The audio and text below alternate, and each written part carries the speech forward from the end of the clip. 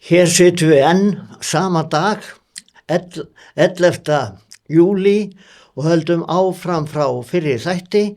Við höfum reyndar örstutt farið í heimildarþátt áður, en í framhald af því sem ég sagði síðast, þegar ég var að gagnrýna, að taka undir gagnrýnina að þættirnir væru of langir, þá erum við á öðrum heimildarþætti í dag sem þú ætlar að útskýra. Það eru þungavíktar mennirnir sem eru eftir Geir. Ég hef nefnt þá, en það er rétt að gera það í einni beit bara núna. Við enduðum síðast þáttinn á að tala um bók Norðmannsins, Glenn Diesen, The Eurasian War and the Eurasian World Order, sem að ég taldi eiga að vera skildurlesningu fyrir alla þá sem vilja kynna sér þetta stríð. Það veit svo til að helstu þungavíktarmennirnir sem ég tek mest mark á skrifuðu umsagnir þessa bók. Og það margir þeirra eru fastir viðmælendur, til dæmis George Napolitano, og þeir koma fyrir í mjög mörgum af þessum podcastum sem ég hef verið að tala um. Og þarna á skjánum mynd af Jeffrey Sachs, hagfræðingnum, sem að hefur mjög látið þessi heimsmál samtíðarinnar til sín taka, hefur gagnrýnt styrjaldirnar bæði fyrir botni Miðjarðarhafs og eins í Úkraínu, og kemur mjög víða við. Hann hefur til dæmis haldið fyrirlestra í Evrópuþinginu, í deild þeirra sem eru svona þjóðræknastir þar. Evrópuþingi skiptist upp í hópa, og þar var hann með eftirminnilega úttekt á Úkraínu stríðinu í boði von der Schulenburg, sem er þingmaður AfD á Evrópuþinginu, og ég hvet menn til þess að fletta upp á þeim fyrirlestri. Ég sagði Geir að þú ættir eftir að tala um þungavíktarmennina vegna þess að einmitt þessi maður sem er núna á skjánum, að þegar þú í okkar prívat samtölum hefur verið að segja mér frá hvernig málin væru, þá hef ég iðulega verið, og þú hefur stundum sendt mér slóða, þá hef ég í rauninni verið hrifnastur af þessu manni. Já, og líklega öðrum sem að ég hef oft nefnt við þig, það er professor Mearsheimer. Já, ég var ekki jafn ánægður með hann, en ég veit að þú ert, ég líka ekki þýskumaður en halda áfram. Hann er amerikani og mikill amerikani og hefur verið orðaður við raunhyggju í pólitík. En er hann ekki þjóðveri að upplagi? Nei, þeir eru allstaðar að þessir kannar. Ég ætla ekki að trufla þig. Ómögulegt að rekja það hvaðan þeir eru ættaðir. Já, það er nafni sem fer í taugarnar á mér. En hann er ákaflega glöggur þessi maður og mjög vel að sér, og það er tekið mark á honum úr öllum áttum. Við höfum áður nefnt Alistair Crook, sendiherrann breska, sem er mikill sérfræðingur í Miðausturlöndum. Hann kemur fyrir í mjög mörgum af þessum myndböndum sem ég horfi á. Svo er það Douglas MacGregor, sem að mjög margir kannast við. Hann er fyrrverandi höfuðsmaður í bandaríska hernum, fékk heiðursmerki fyrir framgöngu sína það er ekki þessi, þetta er John Matlock. Fékk heiðursmerki fyrir framgöngu sína í Íraksstríðinu, og er eindreginn í afstöðu sinni í Úkraínu ófriðinum. Þú varst með mynd áðan meðan þessi er á skjánum. Þetta er Mearsheimer. Þessi maður heitir Freeman, Chas Freeman, og hann er fyrrverandi varnarmálar á þeirra Bandaríkjanna og var háttsettur í þjóðaröryggistefnu Bandaríkjanna. Hann er mjög áreiðanlegur.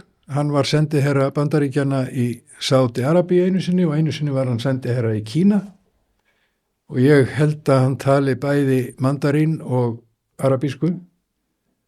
ákaflega gagnrýnin í allri umfjöllun sinni, gagnrýnin líka á heimildir. Rapar aldrei að niðurstöðu. Ég hef mikla virðingu á þessum manni. Nú, næstur Matlock.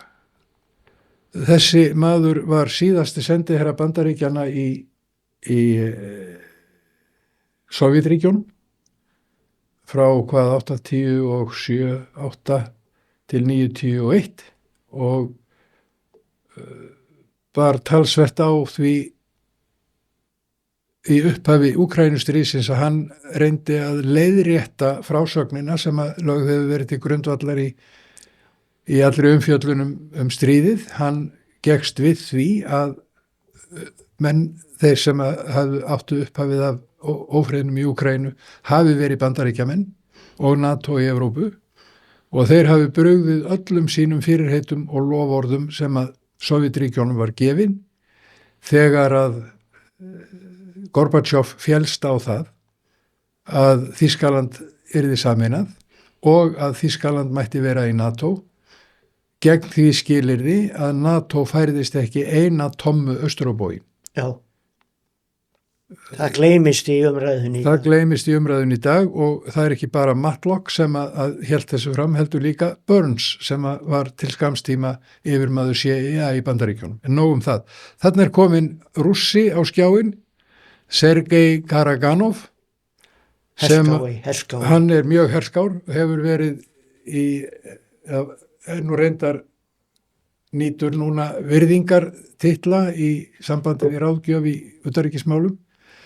En fyrir svo sem eins og 3-4 árum síðan þá átti hann þátt í að doktrínu eða kenningu Rússa beitingu kjarnorkuvopna var breytt. Áður var það afdráttarlaust að lögum í Rússlandi ekki mátti beita kjarnorkuvopnum nema til þess að svara kjarnorkuárás. Því var breytt núna fyrir ekki mjög mörgum mánuðum, einmitt fyrir tilstuðlan Karaganovs. Nú mega Rússar, ef að þeim er þrengt, beita kjarnorkuvopna að fyrrabragði.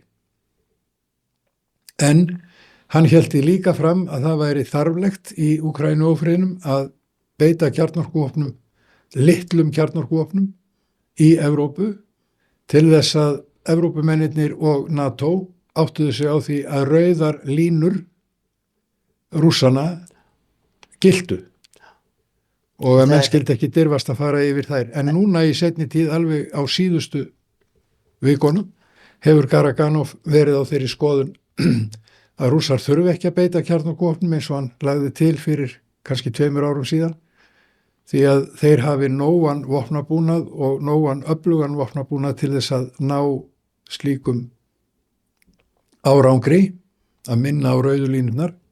Hann hefur verið talsmaður þess að Rússar skytu á framleiðslustöðvar og skotstöðvar evrópsku vopnana sem að notuð hefur verið undanfarna til þess að skjóta langt inn í Rússland og eyðileggja þar orkumannvirki, olíubirgðastöðvar, samgöngumiðstöðvar og svo framvegis.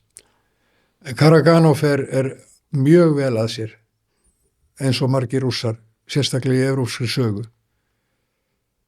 Býtu við, hvað voru við konur langt? Við vorum með þennan rússneska. Já, við vorum með Rússan. Þessi er prófessor við Kent háskóla í Bandaríkjunum og við nefndum hann í síðasta þætti. Richard Sakawa heitir hann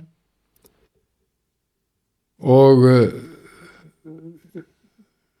ákaflega objektífur maður, glöggur og sanngjarn og það eru fátítt Breta að þeir sé ekki barma fullir af rússahatri. Hann virðist ekki vera það þessi maður, heldur nálgast hann viðfangsefnið Rússar með sama hætti og hann nálgast önnur viðfangsefni svo sem eins og Bretar eða Frakkar eða Þjóðverjar og svo framvegis.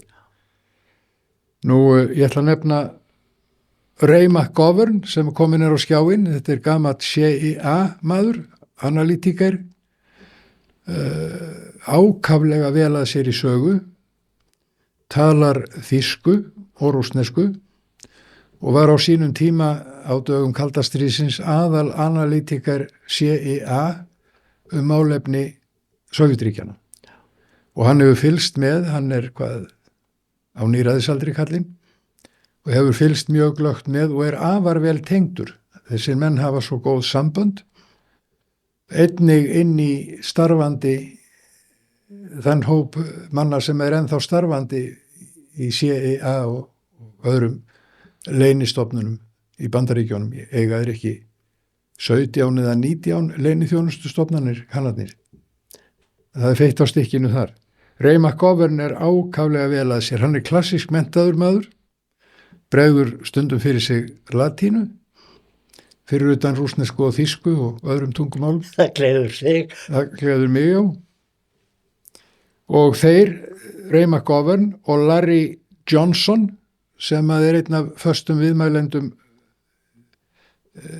Judge Napolitano, og sá þriðji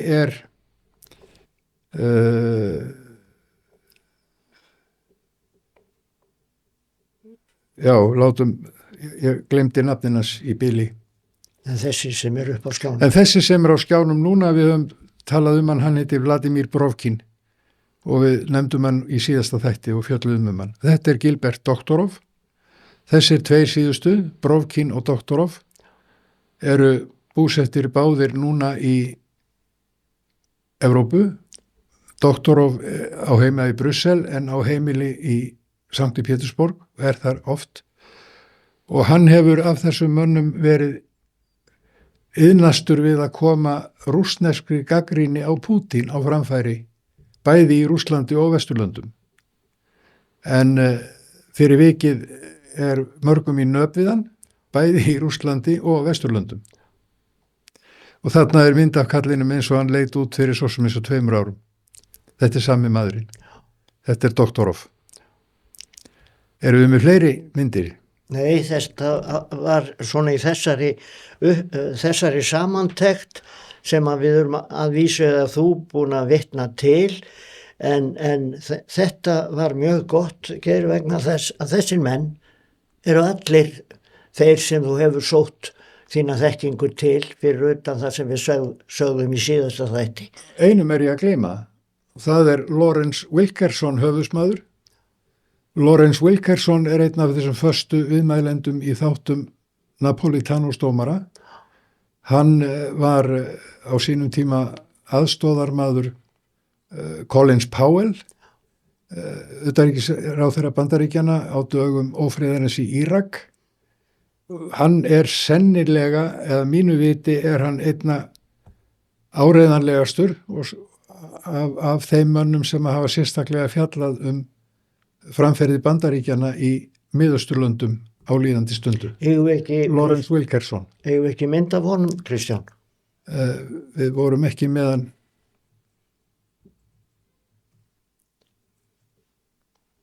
Þarna kemur kallinn. Þetta ágæt mynd á honum hér. Svona lítur hann út í dag. Fá hann upp. Þetta Lawrence Wilkerson. Hann sentilmaður úr Suðuríkjónum og ákaflega gaman að hlusta á enskunans, finnst mér. Já. Ég held að þetta sé gott að enda í þessari stöðu því ég veit að næsti þáttur verður þýðingamikill sem við tökum beint í framhaldi. Þakka þér fyrir. Sömuleiðis. Vonandi hafa einhverjir gagn og gaman af þessu spjalli. Já, ég vona að þeir geri meira en það, að þeir fari sjálfir að leita í þessa uppsprettu. Við erum að opna möguleika á því að fólk sé ekki að takast á það, hvort það sé að Geir voga sé að segja satt eða ekki. Við erum að opna möguleika á því að fólk sem vil fylgjast með því sem raunverulega að gerast út í heimi hafi sjálft möguleika á að fara inn á þessar uppsprettur. Rétt, þér í sammála. Þakka þér fyrir.